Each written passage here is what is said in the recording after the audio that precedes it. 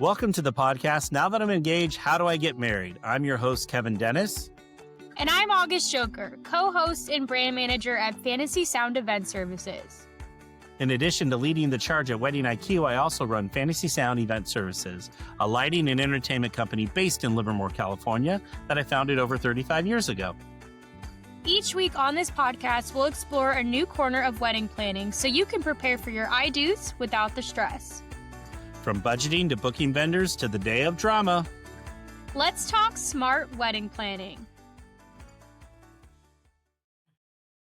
All right, folks, welcome to another episode of Now That I'm Engaged, How Do I Get Married? And we're here with Nora Culley today. So, Nora, thank you for being here with us. We're going to be talking about the disconnect between inspiration and reality. But before we do, Nora, can you tell us a bit about yourself and how we got you here today? Yeah, thanks so much for having me again today, guys. I really appreciate it. I'm Nora Culley. I'm the owner and creative director of Engaged with Nora. We are a full-service wedding planning firm based out of Cleveland, Ohio, that specializes in bold and authentic events.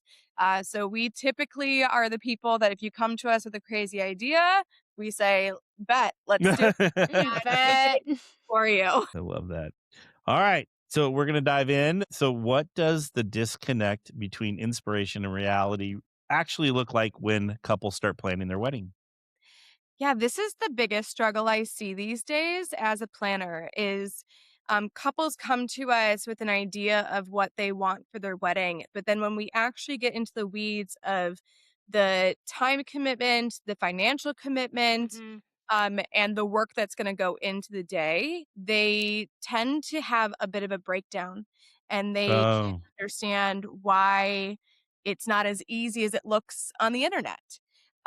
Couples these days are inundated with TikToks and Instagram and Pinterest and inspiration coming from all over the world. And they don't necessarily understand the work that goes into it and what that might mean for them in terms of planning. Well, and it's funny you said time commitment, and that's something I would not have even thought about. But yes, to do something beautiful takes time. So it does. Yeah. And my job as a planner is, of course, to take a lot of that work off their shoulders and make it as little of a time commitment as possible. But especially when you're trying to do something that is so unique to who you are as a couple, I have to consult with you. It's a collaboration, you know? Yeah. I sit in meetings with clients all day asking them questions, and sometimes it's things that they haven't thought about. And then we go and we do the legwork for them, but there are certain things that we can't do. I can't make a guest list for you. I can't do your seating chart for you. Trust me, you're not going to like where I place your grandma if we do the seating chart for you. You know, there's still things that couples have to do even when they are working with a full service planner. I still have PSD from the seating chart when I got married. Yeah, you always say that. Yeah, I do. It was the worst thing. It was really like the most fights we had through the planning of the wedding and the most stress. And because you got so many different people pulling you to so many different ways and you got this person that doesn't like that person. It's the worst. Anyway. I warn my couples all the time, making the guest list and the seating chart are quite literally the two worst tasks. The worst. And unfortunately, there's something I cannot do for you. I'm like, emailing people and doing timelines and doing floor plans and mood boards and design decks and visual guides, all of that takes a lot of time, it takes a lot of expertise, but nothing is as bad as those two tasks. Yeah. Well, I am really glad that we're talking about this disconnect today because I feel like, and Kevin, let me know if you agree, I feel like it's kind of been a sub-theme a lot lately. Like, it keeps coming up in conversation, the fact that, Pinterest, Instagram, TikTok, it's just showing couples so many images, so many videos of these beautiful weddings, and we keep saying it's coming without information, it's coming without a price tag. And I'm glad that we're kind of just focusing on this specifically today and kind of digging deeper into this issue because it keeps coming up for us. But why do you think couples get so caught up in the inspiration, like on Pinterest, on Instagram, on TikTok, like before they even start discussing logistics or budgeting? Well, I think it's really easy. I think that's what the entire fun. world is pushing for. Yeah. Right? all of us in the industry, we use social media platforms and all of that to promote our own work, and we're showing our best work. There are plenty of weddings I've done that are not the most beautiful thing you've ever seen or not the most Mhm. expensive thing you've ever seen, but from a marketing strategy, that's not going to push me to the clients that I want and the types of Yeah. weddings I want, right? So you're Mhm. seeing the absolute highlight reel of not just the weddings themselves, but of weddings in general. So when couples are on Pinterest and they're putting in outdoor wedding inspiration, they're not seeing realistic outdoor wedding inspiration.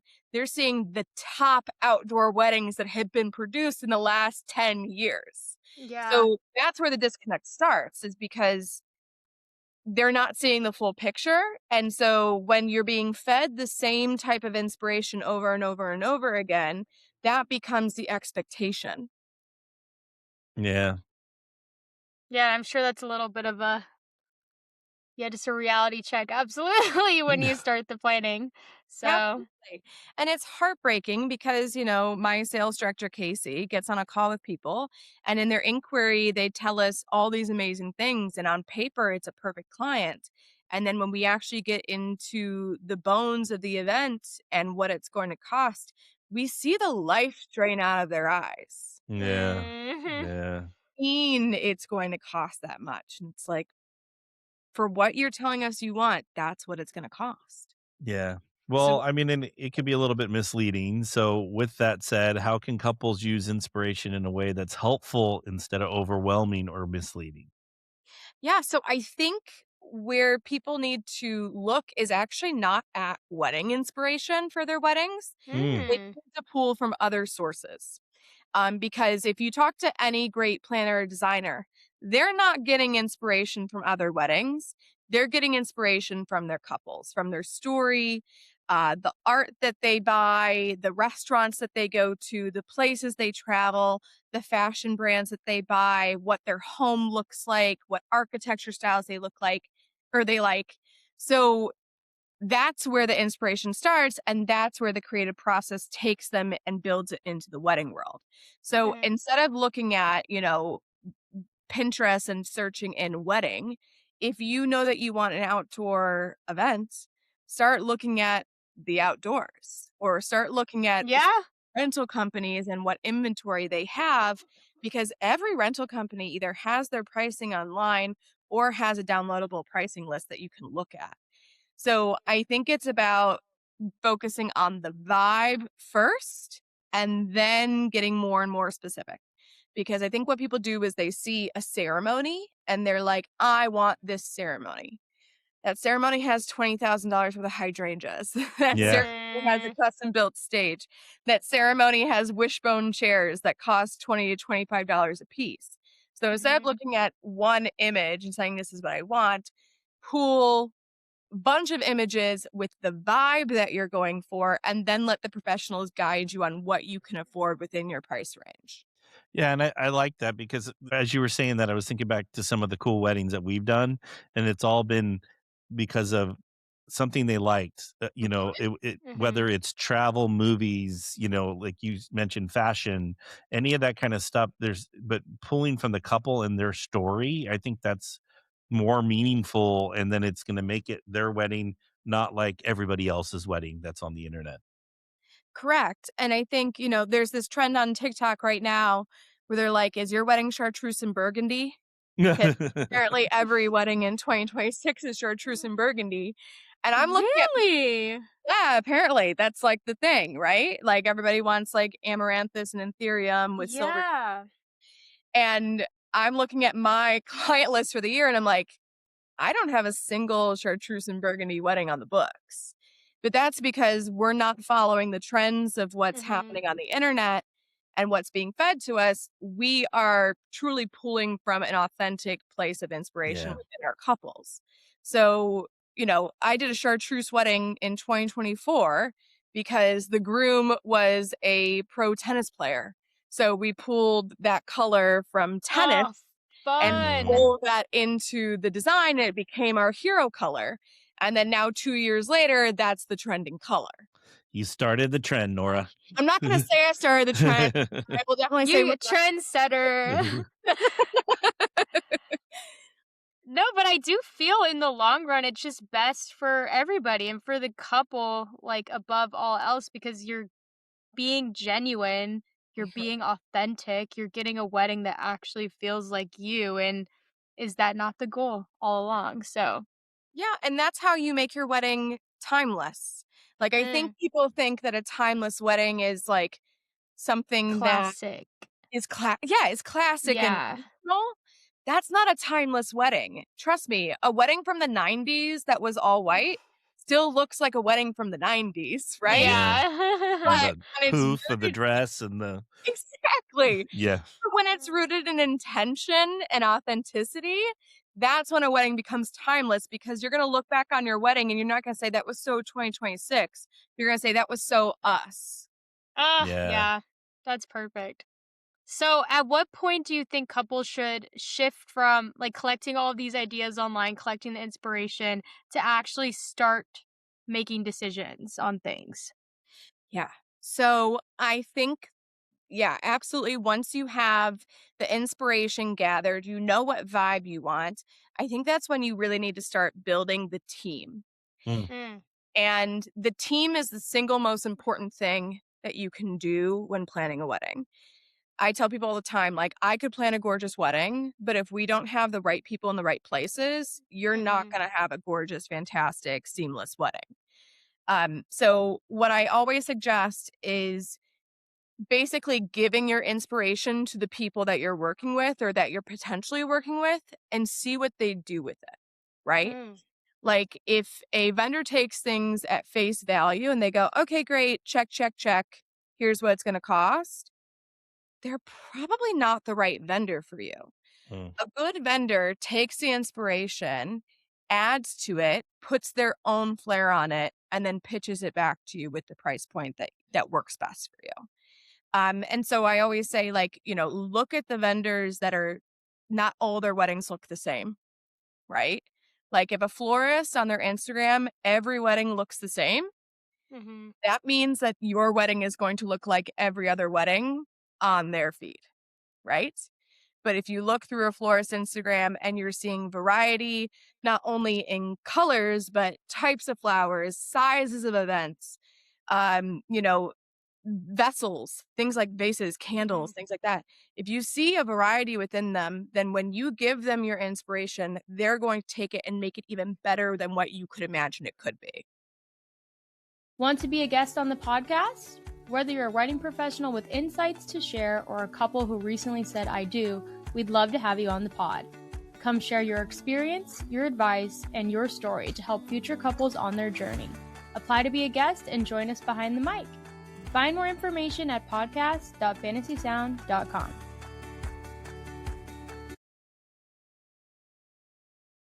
Well, good stuff. All right, you were talking a little bit about trends earlier. So, how do you help couples translate inspiration into something that feels true to them and not just a trend? Yeah. I mean, it is, I'm anti trend. I mean, if Yeah. you, I'm anti trend. I think We it's, could tell by what you said earlier. yeah, well, I think it's just, I mean, I've been anti-trend my whole life, so, like, this is nothing Yeah. new, but sometimes we kinda have to, like, break the mentality of our clients when it comes to that, because, again, you're being fed the same things that everybody else is. I always say, like, if Mm. you pull up my Pinterest and you pull up, like, the average wedding, like, couple getting married, their Pinterest, and we type in the same thing, you're going to see 2 drastically different Pinterest pages because Mhm. mine is so tuned into my specific style and needs and what I'm searching. The algorithm is pushing me things that it's not pushing the average couple. If you put in chartreuse and burgundy wedding, you're going to be fed the same exact thing that every other couple that puts that in is being fed. So that's when your wedding starts to look the same as everybody else's. And when you're spending this much money on a wedding, because weddings, I, they've never been more expensive per person, ever. Yeah. No. And that's for a reason. You're getting a much more high quality event than you were 20 years ago. Yeah. But if you're spending that amount of money, don't you want it to feel like you and not feel like it's the Yeah. same wedding that everybody's going to over and over and over again? So, if you're trying to avoid trends, I always say come back to your preferences.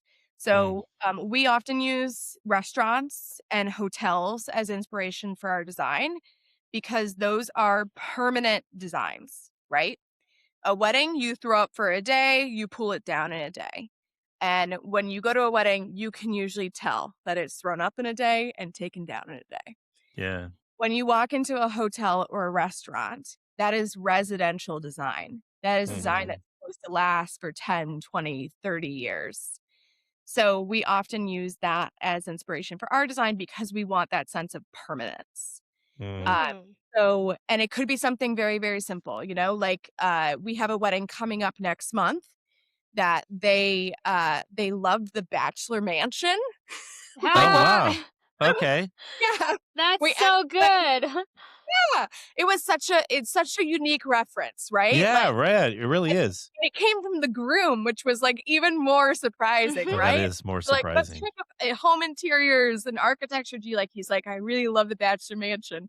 And Ugh, we're like, "Okay, okay, I think we can find something here," right? yeah. So, we looked at hundreds of images of that mansion and took so many little details. The wedding is not going to look like the bachelor mansion, No, yeah. No, but but the details have a source of inspiration and it creates a cohesion throughout the design where it's like the essence of that is in this, Yeah. right? Did they do roses for the flowers? Oh no, actually no. I was thinking the same I thing, was like, August. that was That's my first funny. thought, was like, Please. yeah. Or give all the guests a rose as they walk Yeah. in.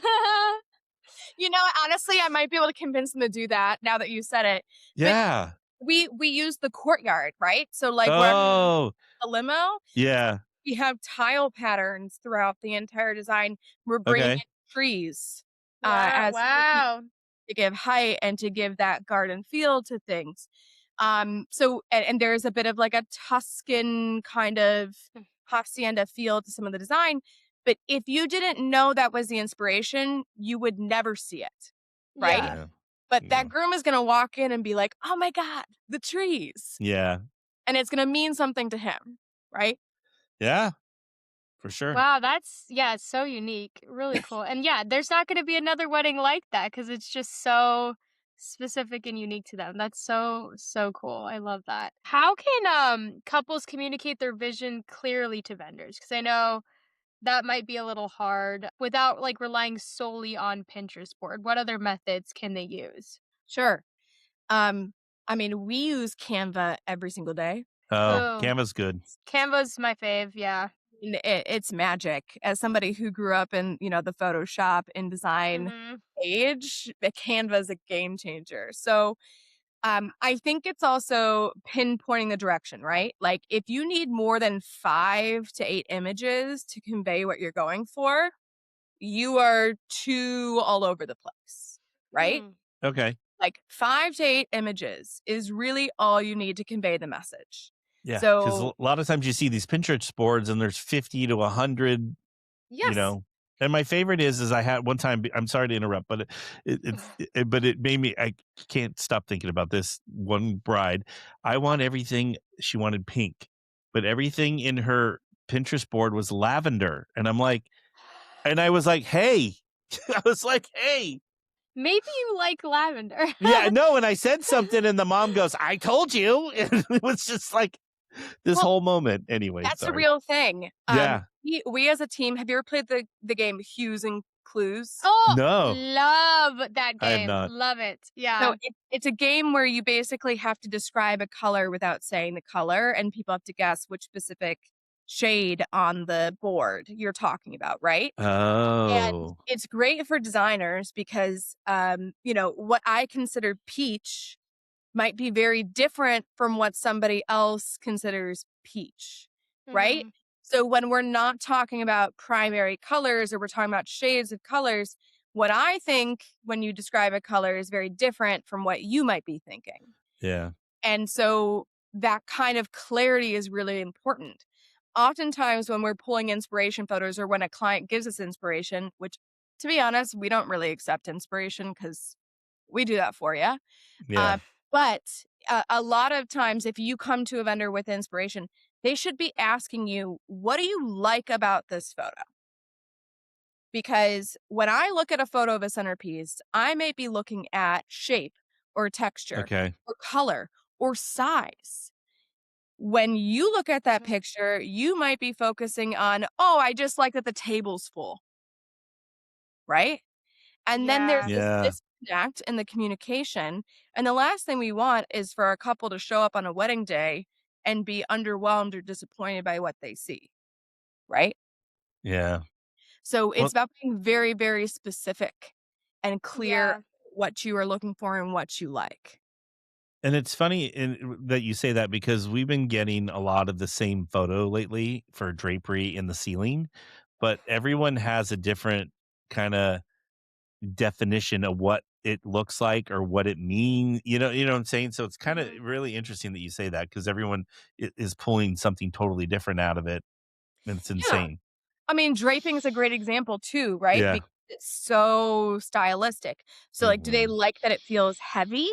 Do they Yeah. like that it Mm. feels textured? Do they like that it feels like massive coverage? Like, is that what they're looking for? Yeah. So, when we look at it as images as professionals, we're seeing something different because we have a very, very trained eye, a very specific eye that deals with these things all the time, versus a client is just usually picking it because they like it. And sometimes they can't even describe what they like about it. They just say, well, Yeah. I like it. And then it's up to you to determine how to approach that, And right? how to like pull out what they like. Yeah. Yeah, like Yeah. asking the right questions, like truly dissecting the photo too. So, Yeah. I see it a lot in floral too. Yeah. Like, I have so many florist friends that are like, I just had a bride send me 10 bouquet inspiration photos. And they're like, and not one of them looks like another. mhm. Like, Oh, wow. this one has roses and is quite tight. This one has orchids and is cascading. The color palette is similar, maybe across all of these, but I have no idea where to take this because I'm seeing 10 different styles of bouquet and they're seeing Yeah. Oh, that's so crazy. It's like a riddle. Like, how do you? Yeah. it is. That's insane. All right. So, what's the one area of the wedding where couples should expect to adjust their expectations the most, you think? I think when it comes to hanging installations. Oh, thank you. Preach. Yeah, yeah. I just had to have this conversation with a 2027 client of mine, because her venue is a giant warehouse. Mhm. Mhm. The ceilings are 35 feet tall, uh, Okay. and there are no rigging points besides the top trusses that are 35 feet high. In the air. Yeah. Yeah. So anytime we do a hanging installation in that space, it is a minimum of $20,000. Wow. Wow. Minimum, because we have to rent in a scissor lift. Lift. Yep. We have to bring in additional trusses and chain those in. Yep. And we have to have the actual structure on a motor so that they can lower it down so the florist can work on it with the real floral and work on it throughout the day and then be able to raise it before Yep. we go into the actual run of show. And I think, if you look at all of these amazing weddings on Pinterest, so many of them showcase hanging elements of some kind. Draping, chandeliers, floral, sculpture is becoming a big thing that we're seeing a lot too. Yeah. Sculpture. Hmm. Yeah, it's so cool. I want more of that. It's a much easier process. But Yeah. anytime you are rigging or suspending something, the amount of work, the amount of materials, and the amount of time it takes to do that is significant. Yeah. So that's where I usually see the biggest, stomach drop is when I tell someone, like, yeah, That's a $50,000 floral installation that you're looking at there. Yeah. And it's funny because we do a lot of the rigging and stuff at a couple of the venues, and people will come with these crazy photos sometimes. And I'm like, how much budget do we have? Because you're looking at 20 to $40,000 minimum to start the conversation with what you're asking for. And they like look at you like you're crazy. And it just, and I wish that some of these photos would come with a price tag, you know? I know. It's so hard. I toggle the line between transparency and pricing online versus like keeping the idea alive, right? So like, Mhm. and especially when you're working with high profile clients, the last thing they want is for people to know just how much money they spent on their wedding. You Yeah. like Yeah. find that the more money you spend or the more money a client spends, the less they want people to know what they spent. No, for Because, sure. yeah, it's like that stealth wealth thing, right? Yeah. Yeah. They don't want people to know that they have this kind of liquidity and that they're spending on these type of not frivolous, but It is though. It's hey, not a frivolous at yeah. a certain point, right? Yeah. And so, I'm always like, should I share a budget? Like, should I share photos of a wedding and what they spend? But then the importance of that, you know, discretion for my client is more important than Oh, being for sure. For sure. right. So it's an interesting game. But with this client I was talking about with the floral installation, I linked photo of floral installation from a previous client and what it cost. I did Yeah. 5 examples and I said, this is the range we're looking at. So what do you feel comfortable with? Yeah. Or do you even feel Or do you feel comfortable? comfortable? Yeah. Exactly. Exactly. Is this worth it to you? Yeah, for sure. Yeah.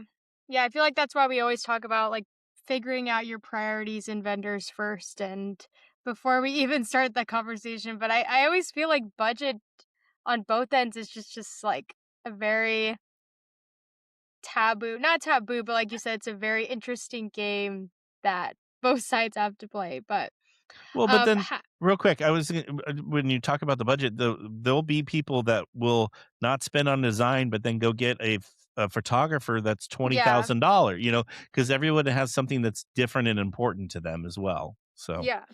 Absolutely. I mean, with my clients, we start with design first. And I know yeah. that's not really the approach that a lot of other planners and designers go with. But for me, I need to know the entire vision. I need to know the framework of everything before I can understand what we're spending on things, right? Yeah. If food and beverage is not on your top priority, but your linens are, which strangely sometimes that is the case. No, Yeah, yeah. no, I get it. I do. I'm not going to have you spend $30,000 on a caterer when I can find you a different caterer that's maybe $20,000 for the same Yeah. stuff. And then we have an extra $10,000 to work with on the things that you actually care about. Yeah. So for me, I have to know the overall picture. I need to know the scope of work before I can even do a budget. That makes a whole lot of sense. If you're getting married in California's Bay Area or Tri Valley and you're looking for wedding event services, we'd love to help. At Fantasy Sound, we offer DJ, lighting and decor, photo booth, and coordination services to bring your wedding vision to life. From your ceremony to your last dance, we're here to make your day seamless, fun, and unforgettable. Let us make your fantasy a reality. Go to fantasysound.com for more information. Yeah. So how do you think couples can avoid comparison when they're constantly seeing other weddings online, then they're just getting flushed with inspiration at all times? Yeah. So I think that also goes down to priorities, right? What is important Mhm. to you about this event? I have so many couples that come to me and they're like, we just want a great party. Like, we just want people Yeah. dancing until midnight. We want this to be like the best night of their lives. Um, so why are we spending this money on things that your guests don't care about? Right? Yeah. Like your guests don't care about the centerpiece that's in front of them. If anything, actually they're annoyed by the centerpiece so why would we sink $50,000 into floral? That makes no sense, right? Mhm. And I think that's where you can kind of alleviate the comparison, right? Because when I look at a wedding and I see, an insane installation of some kind, and my client is like, well, I can't afford that. I'm like, you don't need to afford that. That's not what you care about. So why are we Yeah. comparing your wedding to somebody else's wedding when your priorities are entirely different? And then I think just rooting back into who you are and what you like, you know? Just because Sophia Richie Grange had, a pretty much all white wedding with Mhm. roses and orchids doesn't mean that your wedding that had cool Ikebana anthurium arrangements is any less important. They're just different. Yeah. And there's nothing wrong with that. Yeah. No, you should want different. You should Yeah. Mhm. to be uniquely yours. Yeah, I agree. All right. So AI, we haven't touched on it, but AI, we're starting to get this, and you made me think about it when you were talking about like all the hanging stuff and what things cost, and like we had a bride come to us that had like this massive chandelier hanging over the dance floor, but it was at an outdoor venue, and I'm just like, and we're like, Suspended in animation. no, but Yeah. the fact that was driving me nuts is that I couldn't understand. I couldn't get the planner to understand that that can't happen without having like a big crane, like at the wedding, that just holding this thing up. There's nothing to suspend this massive thing to. There's ways to do smaller things, and there's ways to do stuff. But this was a massive, like 12-foot round chandelier kind of thing. And I'm like, this is all doctored up in AI. This is not real. So I'm going to give you the red carpet to talk about design in the world of AI. How about that? I mean, Yeah. that could be a whole podcast that we talk about. I mean, so It totally could. I mean, I don't use AI for visuals at all, right? yeah, Like, even when we're doing mock-ups for clients, I have a 3D rendering software that we use that can show people what the space is gonna look like. And then we also, like, do hand-drawn renderings, mock-ups, things like that, because to me, what's the point of showing you something that can't happen yeah, or that is going That yeah. expectations significantly higher and then you're disappointed, right? It's that under promise over deliver kind of concept, right? But yeah, I think AI is very dangerous in the terms of expectations. yeah, I think, luckily with Pinterest specifically, if an image has been AI modified, it does notate that. yeah. But Mhm. that is not on Instagram, TikTok, No, Facebook, Google. None of those have that. So I think it's also using a bit of common sense. Like, I know that's a lot. Yeah. no, wait, but like back to the chandelier floating in the center of a lawn, like Right. No, but if the, you look close enough, you can tell. And I feel some people just don't take enough time to really examine a photo. I'm like, guys, you can Well, tell. it's because they're using too much photo inspiration, right? So that goes back to that Yeah. 5 to 8 images. If you're pulling yeah, 100 images, then you're not really looking and dissecting 100 images. No one has no, time to Mhm. do that. You're scrolling and you're saving, and you're scrolling and you're saving, and you're scrolling and you're saving.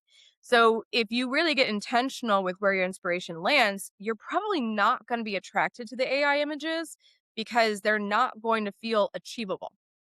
Yeah. So I'm back and forth on it. I think it's a really great tool. Do I love using ChatGPT to help with like, hey, make this email sound nicer? yeah, Absolutely. Mhm. Absolutely. But in terms of visuals, I think it's a really dangerous game. yeah. I agree. So it just because it A gives slippery unreal. slope. Well, but it's just unrealistic expectations, and I think that's where. And then, unfortunately, couples today, some of them just don't have that. Like you said, just taking the time to dissect the photo, having a little common sense about what is in the building. Like you were talking about 35-foot ceilings. Yeah, that's a whole lot of work to get stuff rigged in there. Where it's different. A lot of the ceilings we deal with are only 19 feet off so it's a little bit easier to do Mhm. what we need to rig and all that kind of stuff. So, yeah. Crazy, crazy world we live in today. Yeah. Exciting though. I mean, the Yeah, possibilities are there and I love the imagination and But yeah, I think you also need to, when someone tells you this is not possible, you need to accept that it's not possible. Yeah. Yeah. Yeah. Or All right. I always go, "How much money do you have?" That was my I'm like Yeah, because I mean, anything's possible with enough money. Yeah. That's true. Totally. Absolutely. Yeah. Yeah. You're gonna bring in a crane to suspend Yeah. their 12-foot chandelier, and then you gotta drape that whole crane so that it doesn't Yep. get seen in all your photos. Yep. Sure. But that's Mhm. probably what, $100,000 to do If just that. that, Massive. not more. Yep. Yeah. Yeah. Okay, so to wrap up, if you could give every engaged couple just one mindset shift when it comes to planning their wedding, what would it be? I think it goes back to inspiration. Mm, Mhm. If you're going to do one thing at the beginning of your process, it's not to look at other weddings. Stop Yeah. looking at other weddings. look Look at inside. yourself. Yeah. Look at Mhm. yourself because you will be 10 times happier with the outcome when it feels authentic to who you are rather than just doing what everybody else is doing online.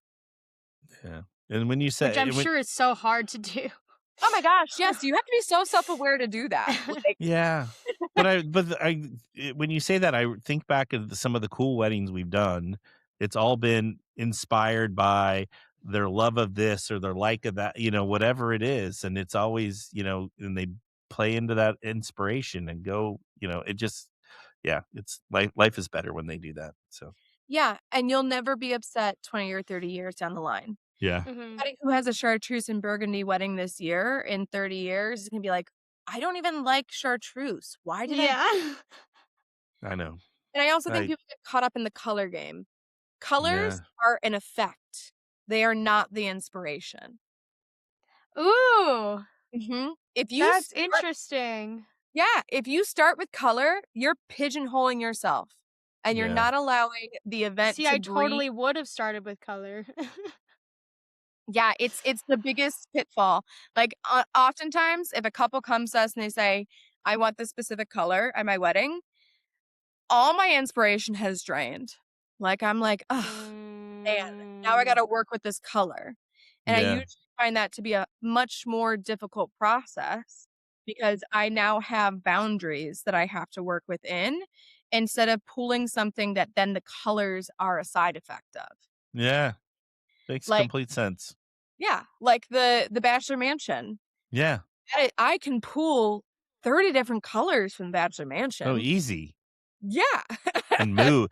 I feel like the Bachelor Mhm. Mansion is more about moody. It's the Yeah. mood and the feeling Mhm. you got when you yeah, yeah. Yeah, Totally. and So, Tuscan, like you were saying. Yeah. yeah. Yeah, but if they said to me, "I want, an orange wedding," I'd be like, "Huh, okay, what is I orange? want What is yellow. like, Give me what am I?" yellow. Yeah, right, and, like, what colors go with orange? Yeah. Instead of Mhm. pulling from something that's already kind of Well, built for me. or it's an orange wedding, but not in, like, fall. Like, fall would be to me more of an orange, but we're in spring or we're in a total different time, and Correct. anyway. Yeah, It's so we're Mhm. not funny, like, I was just watching some reality show, now I can't think of it, and they were like, "What are your wedding colors?" And it's like, why is that the first question? No. yeah. "What are your wedding colors? What? What are you talking about?" It should say, Yeah. "What is the vibe of your wedding?" Your What Mhm. inspiration, Yeah, yeah. what is your inspiration coming from, or what is the direction you're taking your wedding? Because color is so limiting, and people have very, very strong opinions on color too. And Oh, Yeah. very. yeah, and when you choose 2 colors, then you start feeling like everything has to be those 2 colors. It's Yeah. like if your wedding is peach and blue, you're like, "Well, I gotta do a peach napkin and blue linens, and I gotta have a peach and blue menu card, and I have to have peach flowers with blue vessels, and my bridesmaids have to be in blue, and then they have to have peach bouquets." Like, it turns into this matchy-matchy Yeah. Mm. lack of depth in the design. Yeah. Yeah. Well, not to get too into it, but is it hard to like keep a cohesive color palette if you aren't limiting yourself to color? Like, do things start to feel a little, or it goes together well? It's not too mismatchy. When the vibe is aligned, the colors Yeah. all make sense. Okay. Okay. Yeah. Cool. That's so interesting. Got so many Nora quotes coming out of this podcast. Yeah, I know all these little golden the vibe nuggets. is aligned. Yeah, Hey, great clips for you, right? I know. Yeah, 1,000%. So, all right, Nora, we can't thank you enough for being here today. Where can our guest find you? Yeah, check me out at Engage with Nora. I'm on Instagram, TikTok. You can also find us at our website, engagewithnora.com.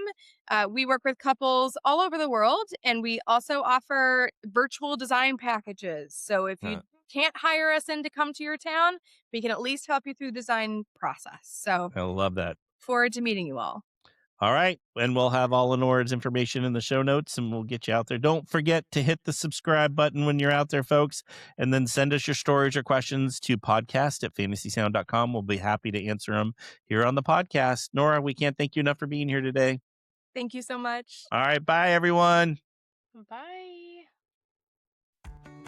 To our listeners, thank you for tuning in to another episode of Now That I'm Engaged, How Do I Get Married podcast.